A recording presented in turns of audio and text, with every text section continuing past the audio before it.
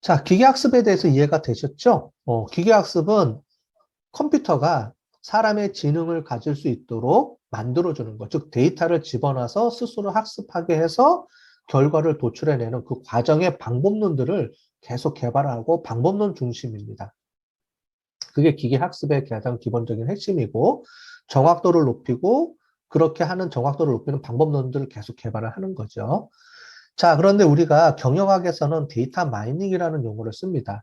데이터 마이닝은 기본적으로 목적이 뭐냐면 기업에서 데이터베이스라는 곳에 업무가 다 저장이 돼 있어요. 여러분들이 하는 모든 업무들, 실제 예를 들면은 여러분들이 이제 경희대학교에 이제 다니시죠? 그럼 여러분들의 학적 정보, 수업이라든가 여러분들의 이름, 학번, 주소 이런 것들이 경희대학교 컴퓨터에 다 저장이 돼 있어요. 서버라는 곳에. 근데 데이터베이스라는 곳에 여러분들의 정보들이 다 저장이 돼 있고 수강 정보, 여러분들의 학점, 그다음에 각 과목별 점수 이런 게 다 저장이 돼 있어요. 기업에서 보면 기업에서는 매출 데이터라든가 기업의 여러 업무라든가 이런 게 데이터베이스라는 공간에 다 저장이 돼 있죠. 그죠? 이 데이터베이스가 데이터들이 저장이 돼 있다 보니까 관심이 갖기 시작한 거죠. 무슨 관심이냐? 이런 저장된 데이터를 잘 활용을 해서 어떤 정보를 끄집어낼 수 있지 않을까라는 목적에서 이제 나온 게 데이터 마이닝의 개념이에요. 그러니까 데이터 마이닝은 뭐냐면 데이터가 있으면 이 데이터로부터 어떤 지식을 추출해내자, 습득해내자. 습득해서 그거를 활용을 하자, 경영에 활용하자라는 게 기본 개념입니다. 그래서 추출이에요. 데이터 추출, 정보를 추출하는 것의 목적입니다.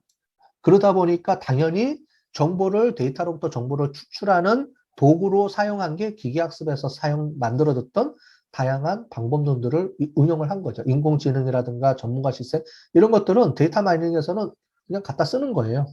왜냐하면 목적이 방법론을 만드는 게 아니고 어떤 방법론이든 통계학이든 기계학습이든 거기에 관련된 방법을 이용해서 데이터를 분석만 하면 되거든요. 분석해서 어떤 패턴을 끄집어내면 그게 데이터 마이닝의 목적이에요. 방법론이 중요한 게 아니고 어떤 식으로 데이터를 끄집어내서 그거를 경영학적으로 잘 해석을 해서 응용하느냐.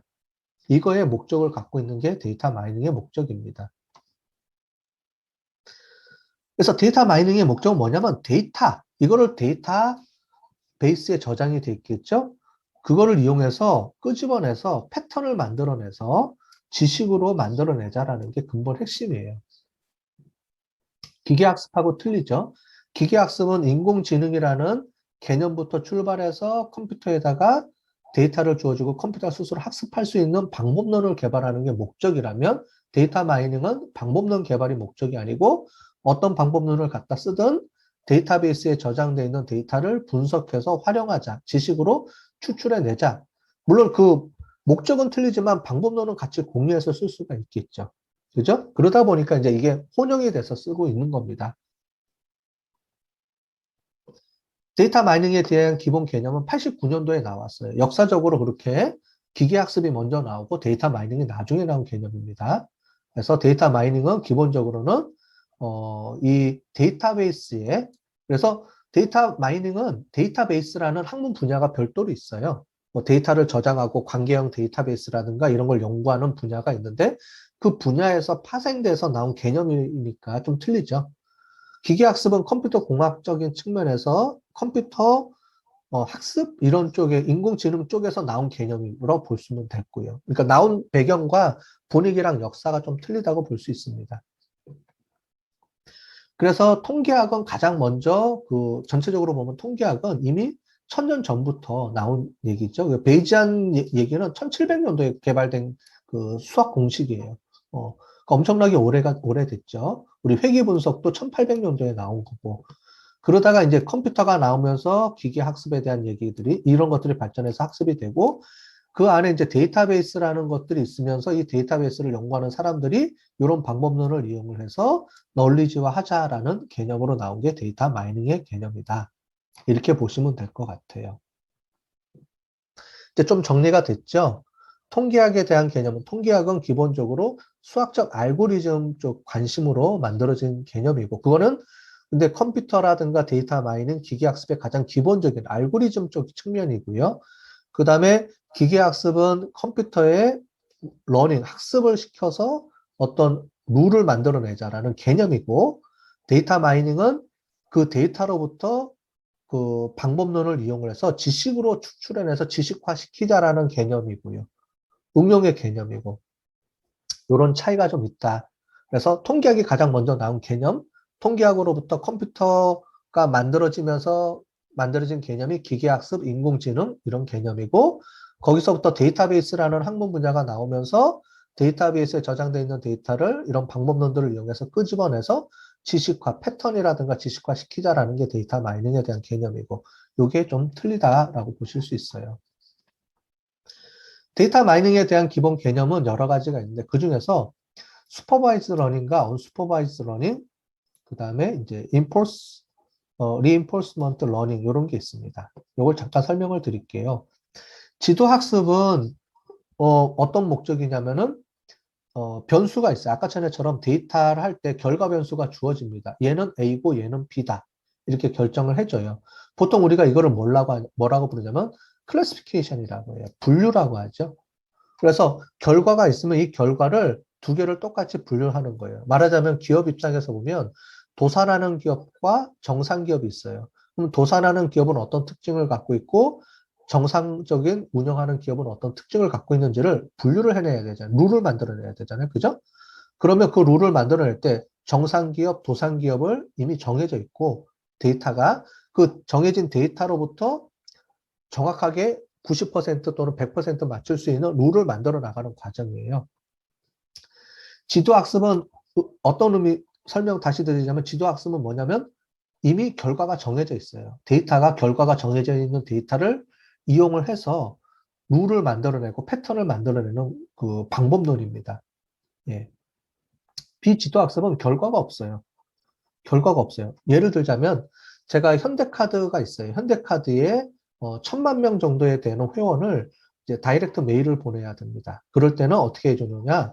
우리가 마케팅에서 얘기하는 세그멘테이션을 해야 돼요. 즉 소비자를 어떤 군집으로 분석을 해줘야 되는데 어떤 군집이 이 소비자는 어떤 군집인지 우리 몰라요.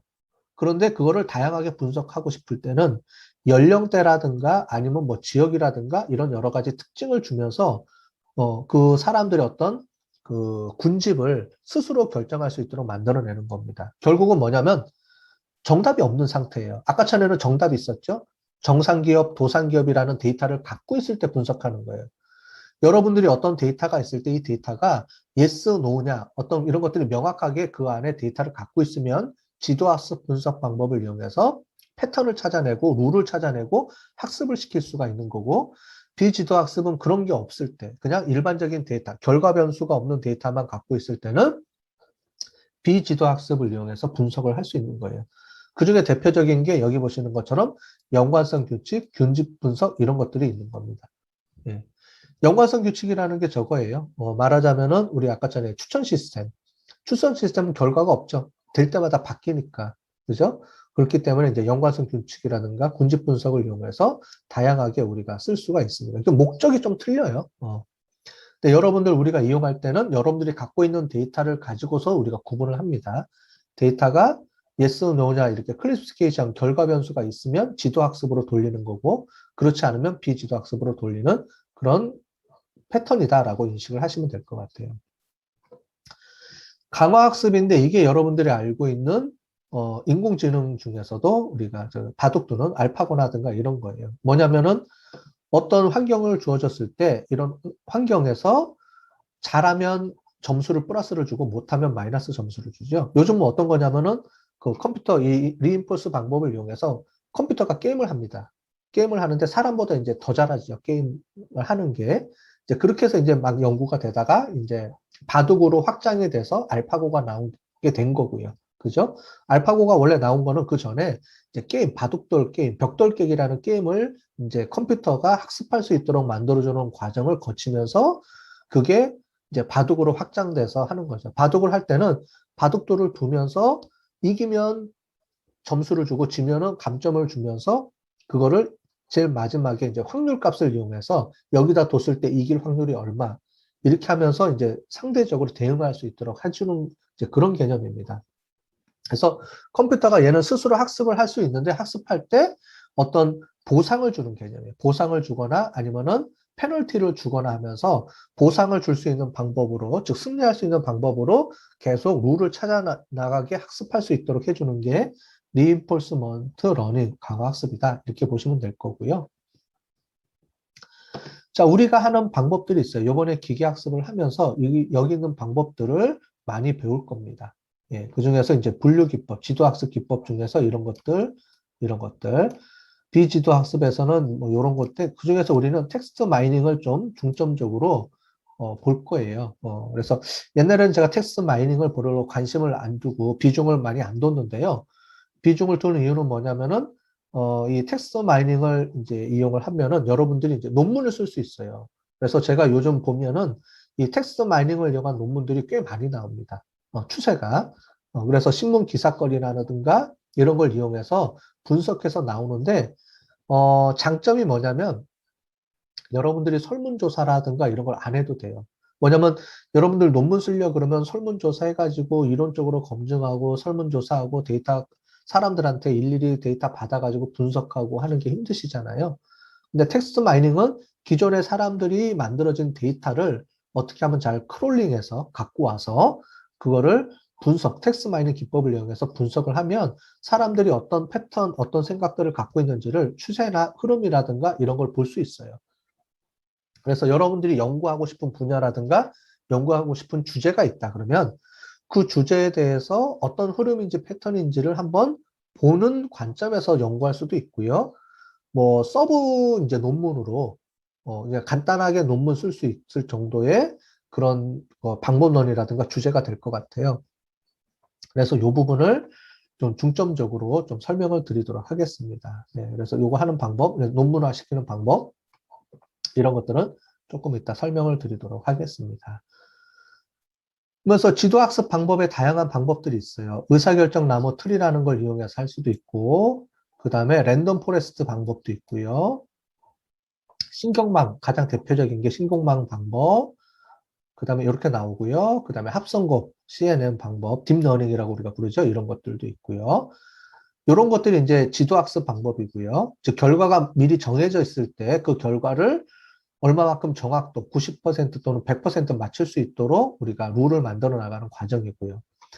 연관규칙은 이제 비지도 학습입니다. 우리가 장바구니 분석이라고 하는데 쉽게 얘기하자면 추천 시스템에서 이용하는 방법이에요. 여러분들이 아마존이라든가 아니면 쇼핑몰에 가면 추천 시스템을 하죠. 그게 바로 이제 연관규칙을 이용해서 하는 방법입니다. 그래서 비슷한 이제 책들을 사람들이 이제 어떤 책들을 같이 많이 사느냐 이런 거 분석하는 건데 이런 거예요. 그래서 이런 책들을 사면 이런 책도 같이 사더라. 그럼 여러분들이 이제 이걸 고르면 이제 다른 책들을 추천해주는 시스템이 만들어지는 거죠. 그런 거고요.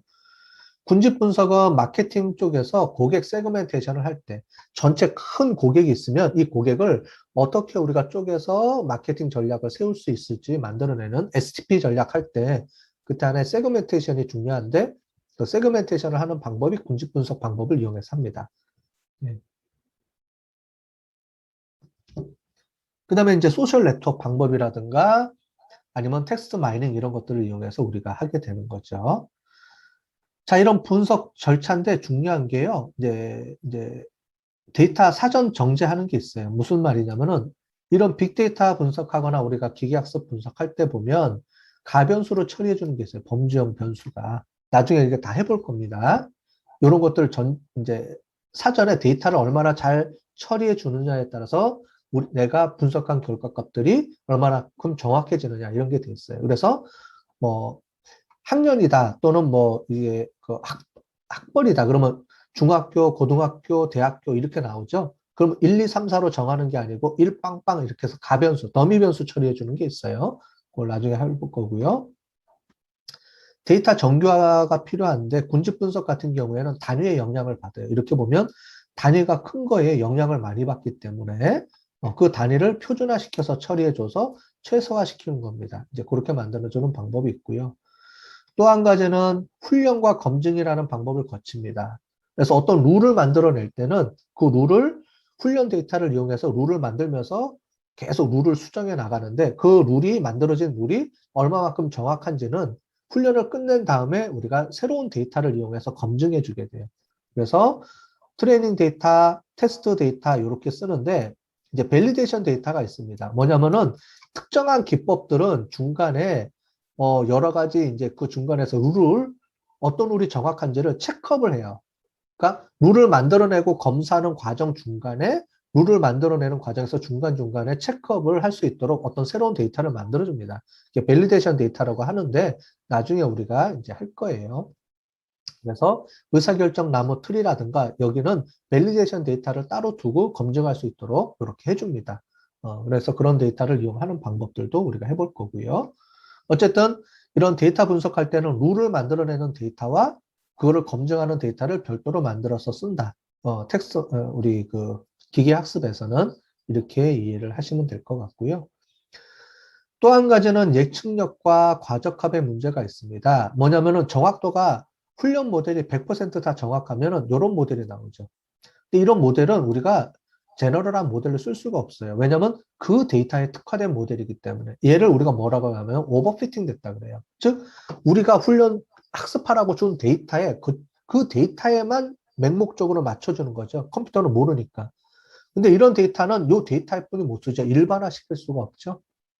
그래서 우리가 룰을 만드는 거는 일반화된 룰을 다른 데이터도 적용할 수 있는 룰을 만들어내는 거기 때문에 그 룰을 만들어내는 과정에서는 이런 100% 정확한 데이터가 필요한 게 아니고요. 일반화된 데이터를 만들어내는 건데 보통 이런 규칙에 의해서 만들어집니다.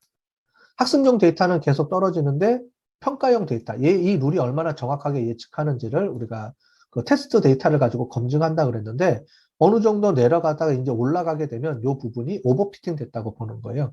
그러면 이 룰을 쓰는 게 아니고 여기 있는 이 룰을 쓰는 겁니다. 우리가 나중에 그렇게 이해를 하시면 될 것 같아요.